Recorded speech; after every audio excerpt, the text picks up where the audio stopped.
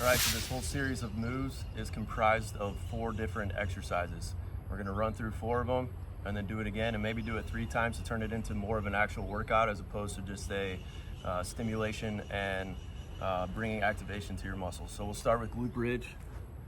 You'll be on your back, pull your shoulder blades back around, palms to the sky, put force through your upper back, tuck your hips under. We're gonna stay up here for 15 seconds.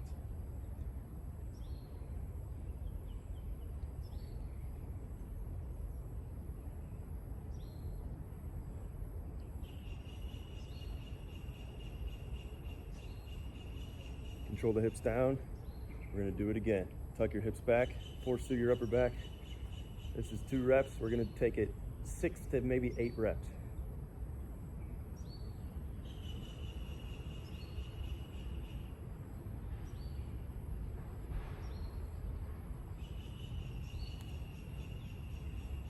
Control it down. Go again, tuck under.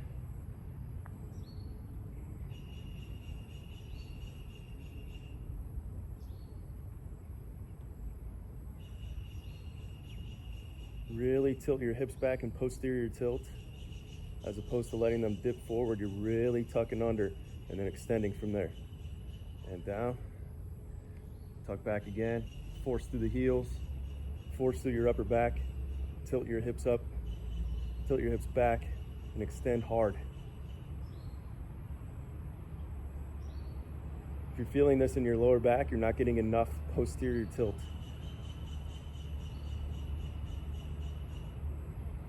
Down, let's do 2 more. And tuck.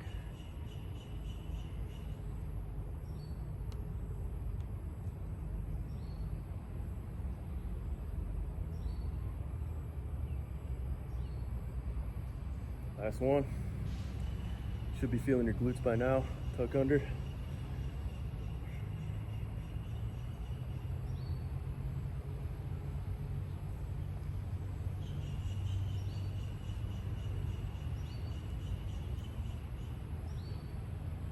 And relax. Okay, now we're going to take it into a form of hip stabilization and core stabilization. So we're going to lift our feet up, knees at 90 degrees, and I want you to focus on your lower back being matted to the ground. That's the most important part of this move. You can do whatever you want with your feet, but if you lose that contact, we're not focused on the right things, okay? So we'll keep this stabilized. You can focus on your breathing.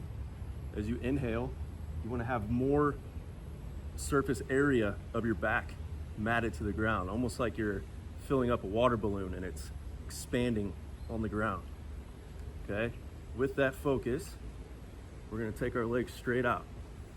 All of a sudden, this lever makes it more difficult for this region of your body. We're going to open and close. We'll do it 15 times each way.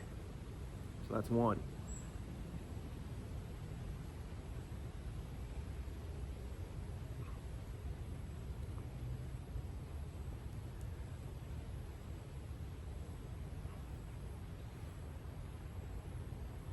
The lower your feet are towards the ground, the more surface area gravity has to pull, the more leverage gravity has on you. If you're up here, that's okay. It's not as difficult for your abs. So I'm somewhere down here.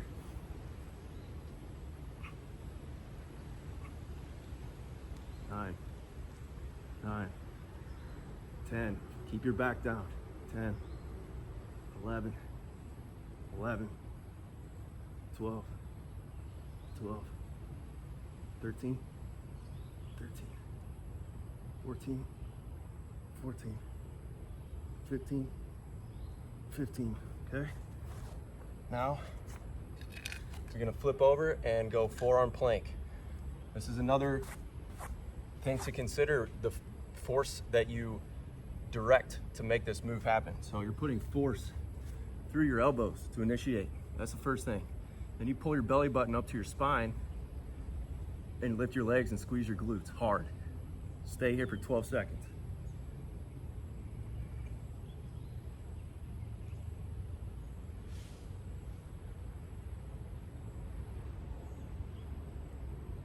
And control it down. Again, force through the elbows, pull the belly up, belly button to your spine.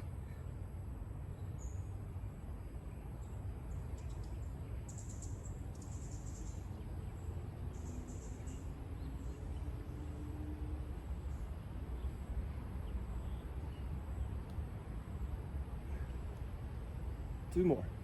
Through the elbows, belly button to the spine. Squeeze your glutes.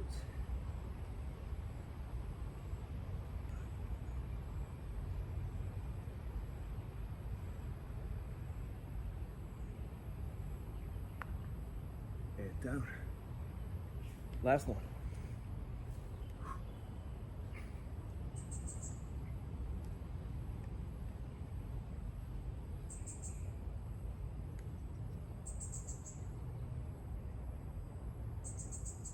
And relax. Okay, the next move here, I call it a field goal hold, but really it's like an upper back scapular retraction with a hold. Okay, so we're working against gravity here.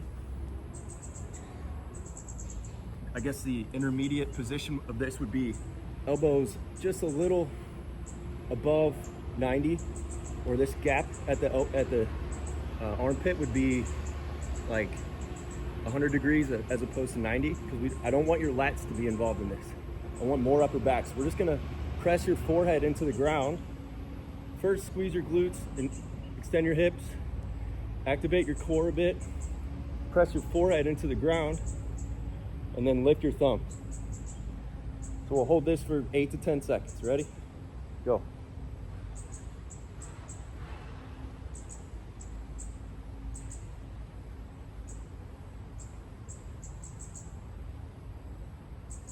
And relax.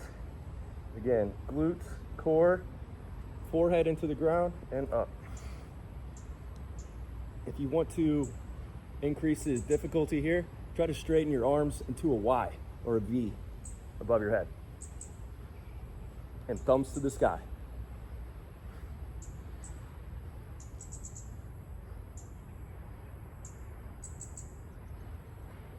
Good. And again, we'll do 6 total.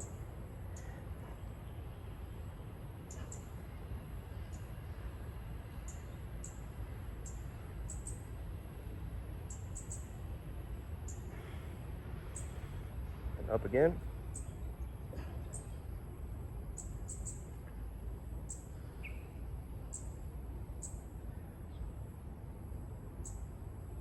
Good. And again.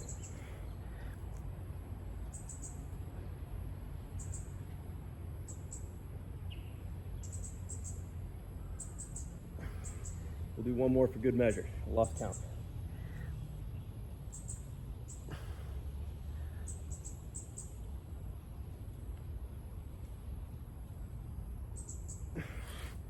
Good. Okay, from there, that's 4 moves. After doing that, isometric up there, see if you can retract your scapula and feel some of that muscle in your upper back. I can kind of feel my lower traps, which are south of your scapula. They're a big time postural muscle that a lot of people don't tend to feel or have any idea where they're at on their body. They just know that they feel tension in their upper traps. So this is a muscle group that I really try to teach people how to feel, just so they have an idea of where that muscle is. Now, as I talk, I can feel it a little bit more, but it takes practice. You got to go back through, do it again. So let's do it again. Let's go on our back. You don't need a drink yet. If you need a drink, you're dehydrated or low level dehydration. I won't blame you for that, but you got to clean it up. You got to drink more water. Okay, let's retract. Maybe use some of that same muscle that you activated just now. We'll tilt under, come on up.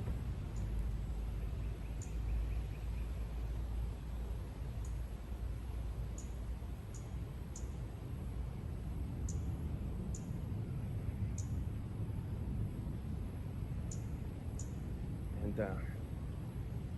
Posteriorly tilt your hips and force through your heels and your upper back. And let that extension of your hips happen.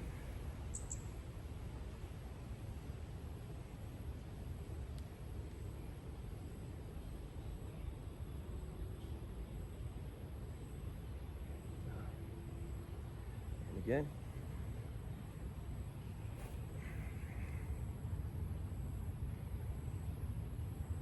This isn't like a major strength move, but what it is, it's teaching you how to extend your hips. And I've been lifting weights for years.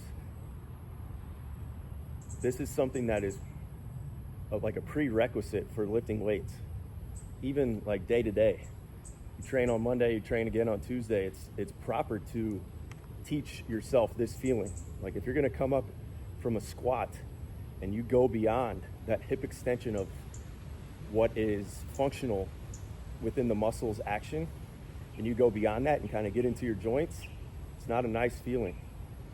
That joint would be something like your SI or your lumbar spine, and that's when you're talking injury. So this is almost like injury prevention or prepping your body for work. If you're new to it, if you've been doing it for a long time, it's still proper to prep this way. So that's why I'm filming this video. I can feel my glutes big time, more than I felt them all day. That means something. And down. Okay, from here, let's lift our legs up and we'll go into these, I call them Pilates abs. So we're just gonna take your legs straight out. Just challenge your core, and we'll open and close 15 times. 2, so 30 total, actually. 3, 4, 5. Keep matting your belly button towards your spine. 6, 7, almost tucking your ribs as well, and not letting your rib cage flare.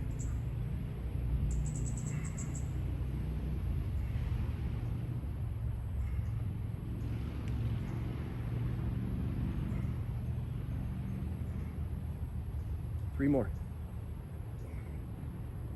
2.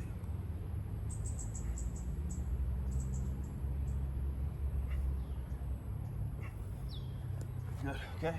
So now we flip over on our stomach and let's get to plank, and then we'll do the upper back isometric. Okay. Forearms force through the elbows. Now pull your belly button to your spine. A lot of people sag right there. Pull that up.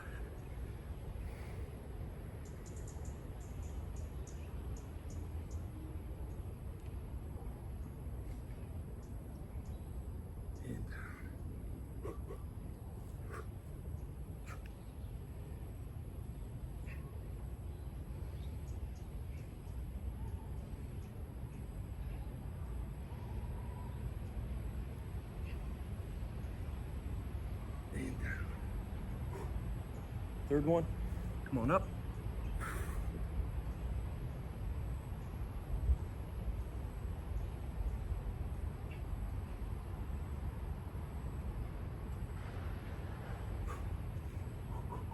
The objective is to not move at all when you get up there. Don't dance, don't move, stay strict.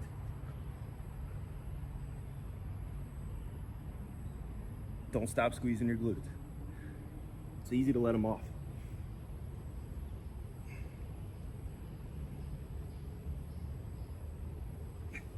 And relax.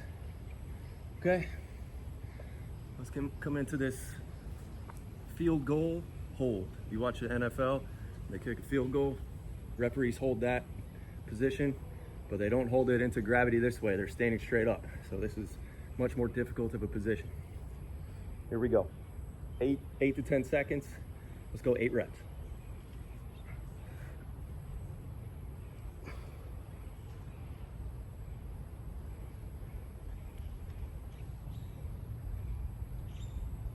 And relax. And up. I'm gonna try to straighten my arm, or just take them into a Y or a V. They're not straight.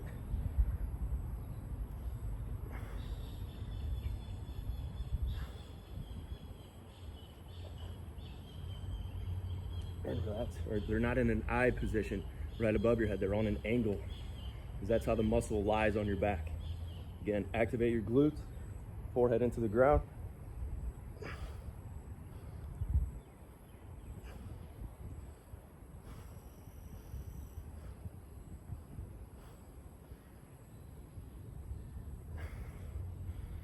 And again.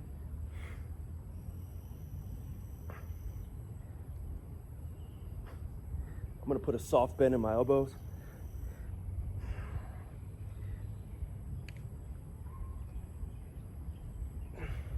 Make sure your thumbs are to the sky. And up.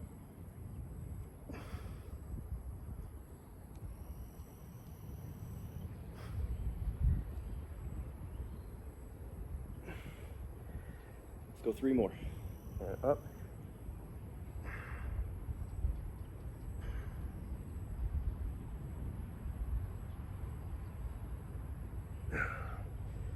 And up.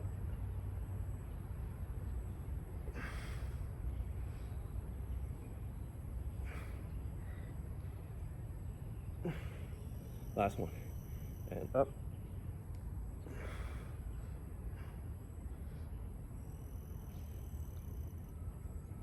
Thumbs high.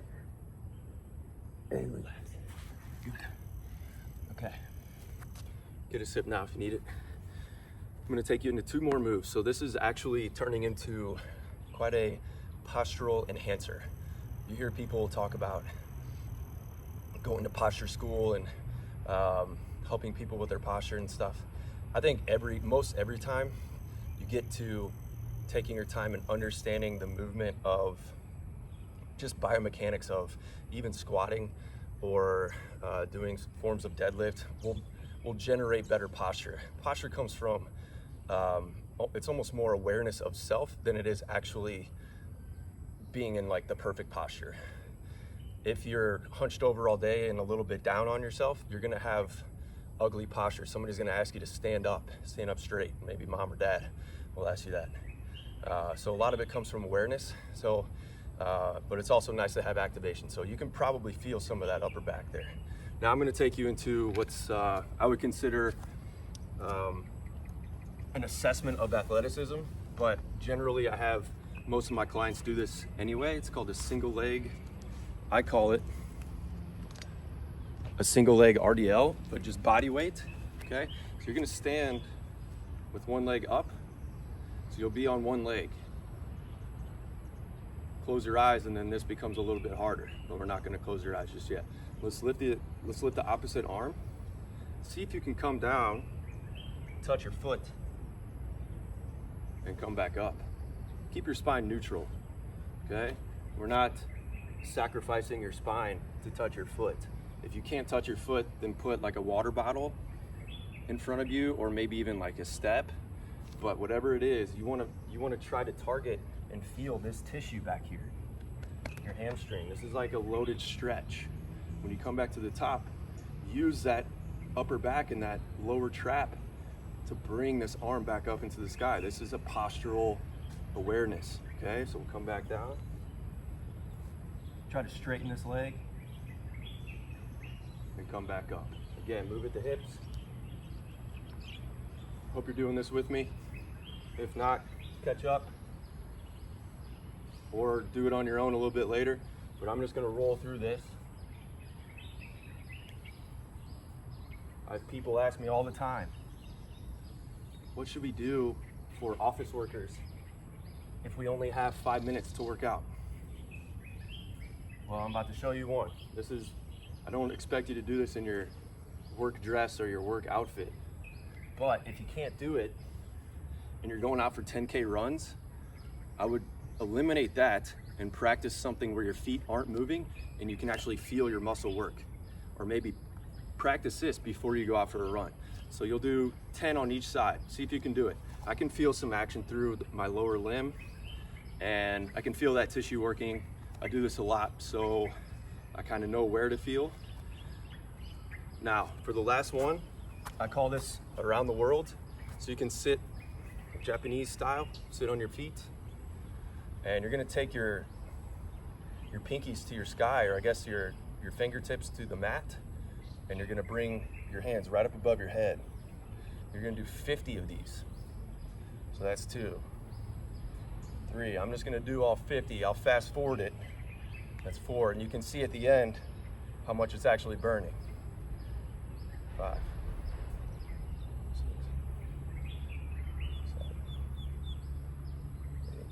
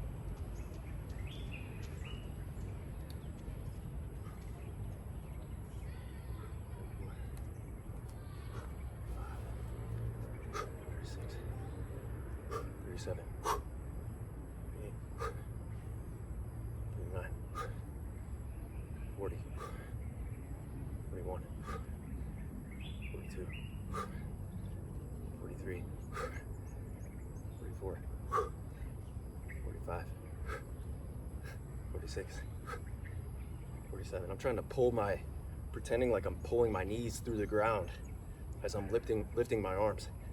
One more. Good. That will no doubt burn your shoulders, but also bring some different function to your rotator cuff and your shoulder and the rhythm of your humerus and your scapula. What does that mean? You have a better chance for posture, awareness of posture. This isn't going to make you sit upright at your desk or have more, it might actually give you a little bit of confidence walking down the street, but that's your own awareness. Look into lower trap activation and the force coupling of your shoulders if you're interested in your own posture. We can talk more about that in the future, but a lot of times your rectus abdominis might be pulling your torso down. So there's a lot to it, but this is my yoga. This is my approach to stimulating muscle for a workout, and I feel stimulated. This is a good deal. I'm not going to get massive off of this or monstrous. Neither will you, but if you do this well, you will perform your different exercises well. Hope you enjoyed that. Let me know if you want me to talk about any other videos. Thanks.